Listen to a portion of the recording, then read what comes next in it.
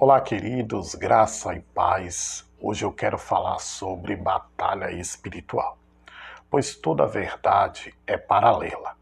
O mundo espiritual e o mundo natural são paralelos, são separados por um eixo de simetria.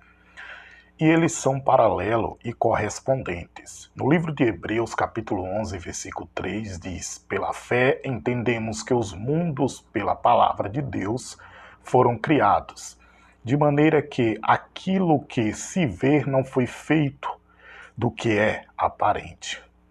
O mundo espiritual existe primeiro, e todas as coisas naturais vieram do mundo espiritual. As coisas naturais são cópias, sombras, figuras, modelo das coisas espirituais. Essa é a doutrina na existência de todas as coisas.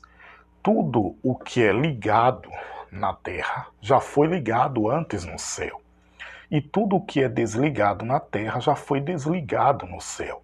As coisas primeiro acontecem no mundo espiritual, para depois acontecer no mundo natural. No livro de Hebreus, capítulo 8, versículo 1, 2 e 5 diz: Ora, a suma do que temos dito é que temos um sumo sacerdote tal, que está sentado no céu à destra do trono da majestade, ministro do santuário e do verdadeiro tabernáculo, o qual o Senhor fundou, e não o homem, os quais servem de exemplo e sombra das coisas celestiais, como Moisés divinamente foi avisado, estando já para acabar o tabernáculo. Porque foi dito: olha, faze tudo conforme o modelo que no monte se te mostrou. O tabernáculo de Moisés é uma cópia do tabernáculo verdadeiro. Toda verdade, ela é paralela, correspondente, ou seja, ela é semelhante, mas nunca igual. O mundo natural são as coisas visíveis, enquanto o mundo espiritual são as coisas invisíveis. Tudo o que é visível veio do invisível, Deus, e Deus fala entre os mundos naturais e espirituais. Tudo o que Deus fala para o mundo espiritual chama-se rema. E tudo o que Deus fala para o mundo natural chama-se logos. Deus é espírito. No livro de João, capítulo 4, versículo 24, diz: Deus é espírito e importa que os que o adorem em espírito e em verdade. A mente natural não é capaz de entender as coisas do espírito. Por isso que quando o mundo espiritual quer se comunicar com o mundo natural, ele se comunica através dos símbolos de uma linguagem simbólica. Todo ser humano é um médium. Deus fez o homem tripartido ou tricótomo, sendo ele formado por alma, corpo espiritual, para interagir com o mundo espiritual, e corpo natural para interagir com o mundo natural. No livro de Efésios, capítulo 1 e versículo 4, diz: Como também nos elegeu nele antes da fundação do mundo, para que fossemos santos e irrepreensíveis diante dele em amor. Ou seja, estávamos em Deus.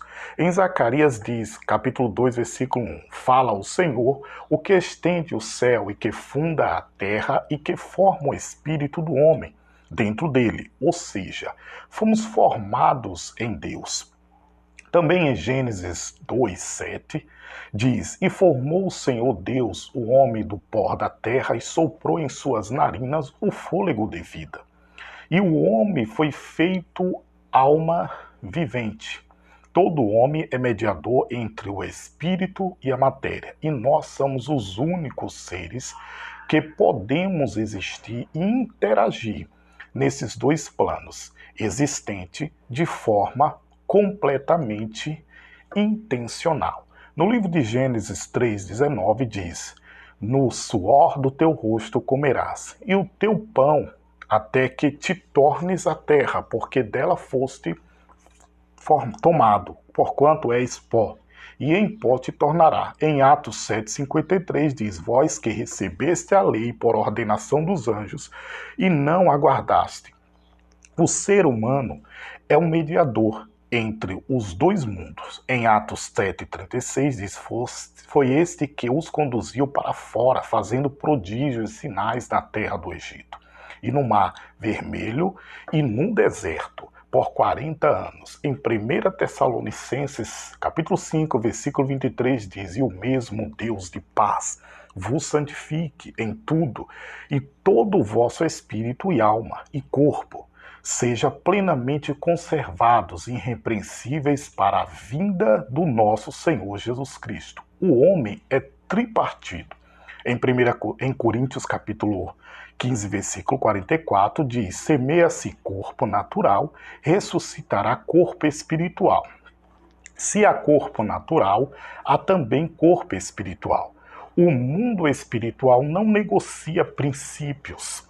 Por isto, tudo o que você plantar no mundo natural, você colherá no mundo espiritual. Em Tiago 2,26 diz: porque assim como o corpo sem o espírito está morto, assim também a fé sem obras é morta. O homem é formado por alma, que significa mente, emoção e vontade. Corpo, que significa instinto, sensação e locomoção. Espírito, que significa consciência, comunhão e intuição. A alma nunca desacopla do espírito. Tanto o espírito quanto a alma são imortais. Aquilo que foi feito por Deus não pode jamais ser desfeito. Em Hebreus 4,12 diz: porque a palavra de Deus é viva e eficaz e mais penetrante do que qualquer alguma espada de dois gumes, e penetra até a divisão da alma e do espírito, e juntas e médulas, e é apta para discernir os pensamentos e intenções do coração. Observe-se que separa para discernir, mas não se desacopla. A maior batalha espiritual é uma batalha de essência. Em Eclesiastes 12:7 diz: e o pó volte à terra como o era, e o espírito volta a Deus que o deu. O espírito volta à disposição de Deus, mas não se desacopla. Em Salmos 146, versículo 4 diz: sai-lhes o espírito, volta para a terra. Naquele mesmo dia perecem os seus pensamentos. A batalha espiritual não é anjo lutando com demônios, mas sim uma batalha de essência. Existem dois tipos de desejos: os prescritivos e os proibitivos. Deus foi quem colocou em nós os desejos, por isso que eles por si não são pecaminosos. O pecado é a anomalia do desejo, a concupiscência. Em 1 João 2,15 diz: não ameis o mundo nem o que no mundo há. Se alguém ama o mundo, o amor do Pai não está nele. Porque tudo o que há no mundo, a concupiscência da carne, a concupiscência dos olhos e a soberba da vida, não é do Pai, mas do mundo. Somos tentados por todo desejo que não controlamos. Eva desejou tanto comer do fruto da árvore do conhecimento do bem e do mal. Essa árvore passou a ser o centro do jardim para ela. Tudo o que você deseja incontrolavelmente passa a ser o centro da sua vida. Em Apocalipse 2,7 diz: quem tem ouvidos, ouça o que o Espírito diz às igrejas. Ao que vencer, dar-lhe-ei a comer da árvore da vida, que está no meio do paraíso de Deus. Porque Eva disse que não poderia tocar a árvore em Gênesis 3,3.